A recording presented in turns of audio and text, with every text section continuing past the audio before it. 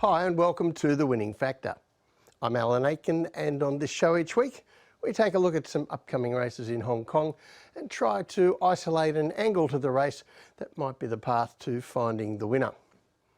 Well, Sunday racing back to normal on Sunday this week, and the first race we're going to take a look at is race 8, where our winning factor is the start.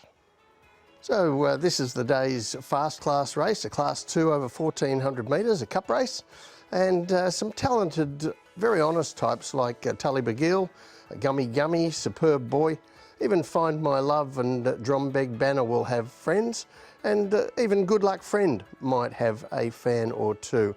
But for me, the race revolves mostly around one horse, and that's Global Harmony.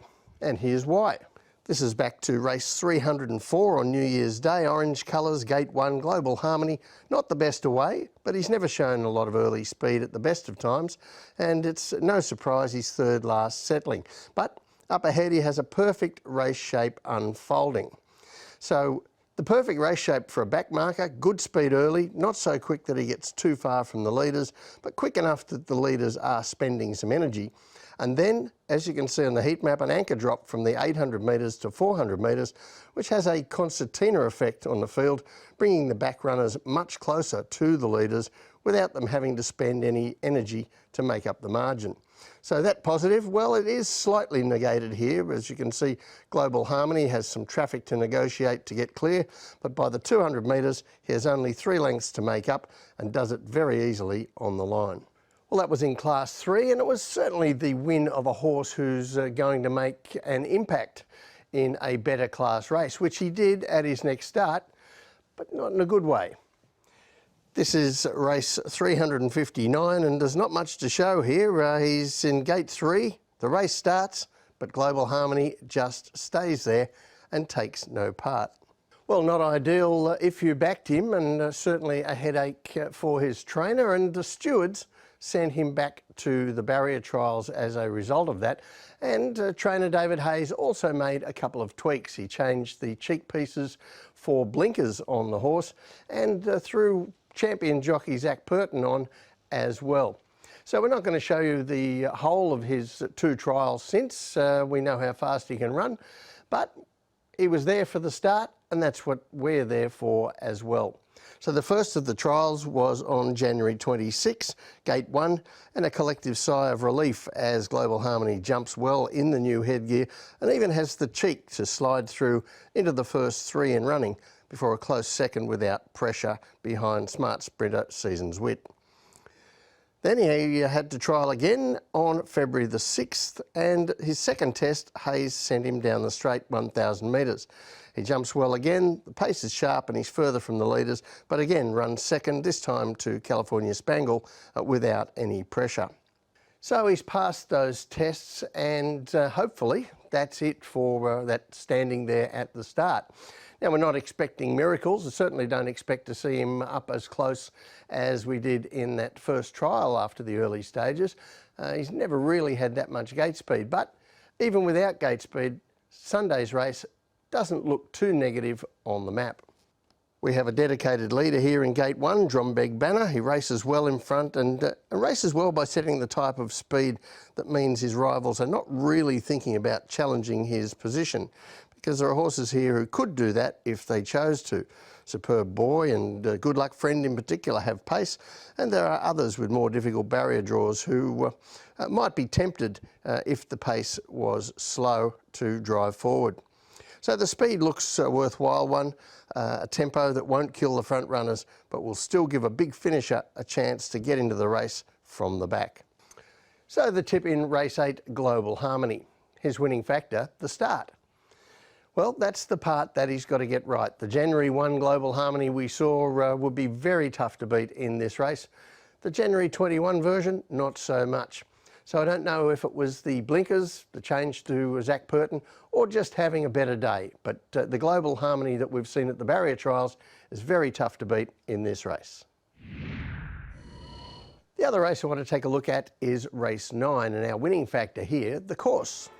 Now, this is a class 3 over 1,800 metres, and a mix of older horses with some good form like Woodfire Bro and Packing Hurricane, and some 4-year-olds with Derby Dreams, horses like Moments in Time, Simple Hedge and Simply Maverick. And for me, well, I'm keeping it simple. Simple Hedge and Simply Maverick stand out on form here, and they're going to be the horses that most people are talking about going into this race. So let's have a look at what they've been doing.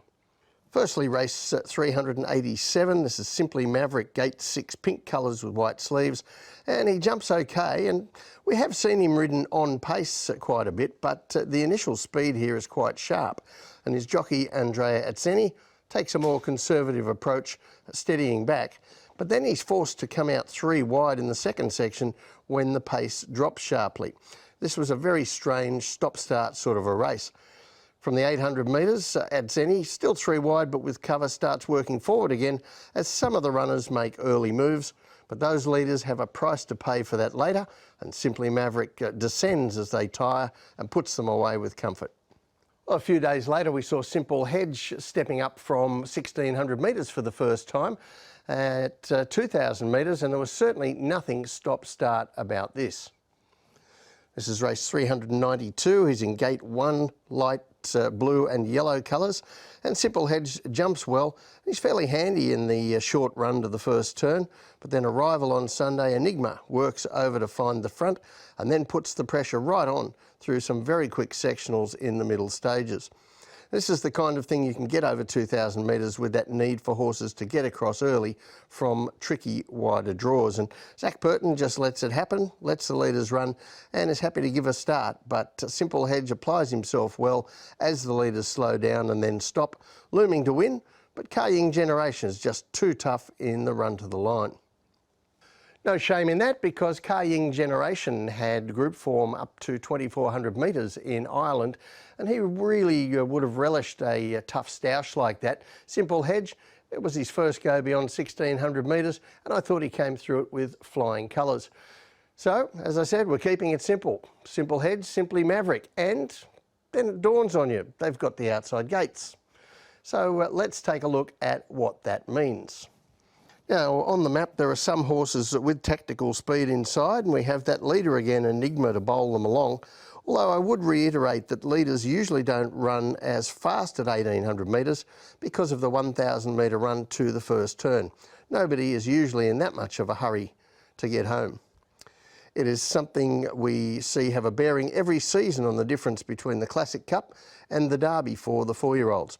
So although Simply Maverick and Simple Hedge have wide gates, that is also less of a concern over this distance. And on this table, you can see the comparison over the last decade or so between the 1,800 metre course and the 2,000 metre course. Now, I've cut this table down to the bare essentials. There are a lot of numbers, but let's just do the highlights. Strike rates here show the inside draws at 2,000 metres are much more important, and the outer draws much less forgiving than they are over Sunday's course, 1,800 metres. So the tip from me in race 9 is Simple Hedge, his winning factor, the course. And the course here has 2 meanings. So firstly, it is the shape of the course, the 1,800 metres, as opposed to the 2,000 metres, so that the barrier draws are less important. But it also means the racetrack, and Simple Hedge has the form at Sha Tin, while Simply Maverick has done all his winning so far at Happy Valley. Well, that's it from the winning factor this week. Good luck on Sunday. We'll see you next time.